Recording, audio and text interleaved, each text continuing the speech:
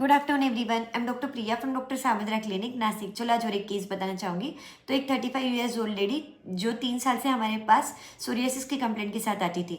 वो 3 साल में बहुत ज़्यादा बेटर थी हमारी दवाइयों से, पर पिछले 6 मंथ से वो आ नहीं पाई थी। और जब वो 6 मंथ्स के बाद वापस आई अभी, तो उसने बताया कि डॉक्टर मेरे सोरियाटिक पैचेस तो बड़े ही है और जहाँ जहाँ पे पैचेस है वहाँ मुझे बहुत जलन भी हो रही है। ऐसे लग रहा है लिटरली कि आग लगा दी है किसी ने। और देखेंगे ना आप, तो देखो मैं खुजलाती हूँ ना, तो वहाँ पे पहले एक स्कार मार्क क्रिएट होता है और फिर वो जब वो स्कार मार्क ठीक होता है तो स्लोली स्लोली वो वाइट डिस्कलरेशन में कन्वर्ट हो रहा है, जो कि हमें भी काफ़ी विजिबल था पेशेंट के अंदर। तो यही मेजर कंसर्न था अभी पेशेंट का। हमने जानने की कोशिश की कि सोरियासिस के लिए जब पेशेंट इतना बेटर था तो ये कैसे ट्रिगर हुआ वाइट डिस्कलरेशन। तो पता चला कि 6 मंथ्स पहले उसके हस्बैंड की डेथ हो गई। इतने कम उम्र में हस्बैंड की जो डेथ हुई उसकी वजह से वो बहुत ज़्यादा डिप्रेस थी, डिस्टर्ब थी। वो बहुत चिंता में थी कि वो फ्यूचर बच्चों को, सास ससुर को कैसे संभालेगी, फाइनेंसेस और बिजनेस को कैसे संभालेगी।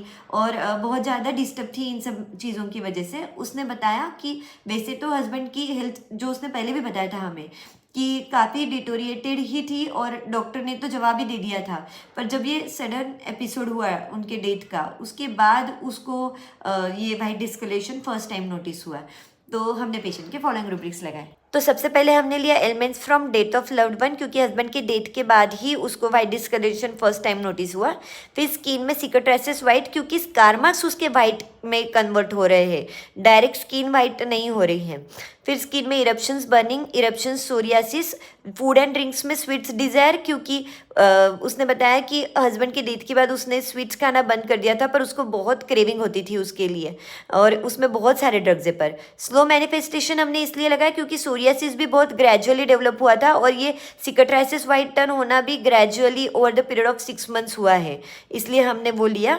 सिकाट्राइसिस वाइट में सिर्फ 3 ही ड्रग है, और अगर हम रेडियम ब्रोम के माइंड में कीनोट पढ़ते हैं तो आप देख सकते हो अभी पेशेंट का जो करंट स्टेट है, apprehensive, depressed, fear of being alone in the dark, great desire to be with people, tired and irritable, ये बिल्कुल मैच हो रहा था। और अगर हम स्किन में जाते हैं तो भी आप देख सकते हो कि स्किन में itching all over body, burning of skin as if fire.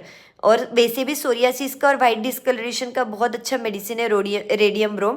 तो हमने रेडियम ब्रोम 30 के 2 डोज दिए पेशेंट को, जिससे over the period of 3 months patient 60% better हो गया।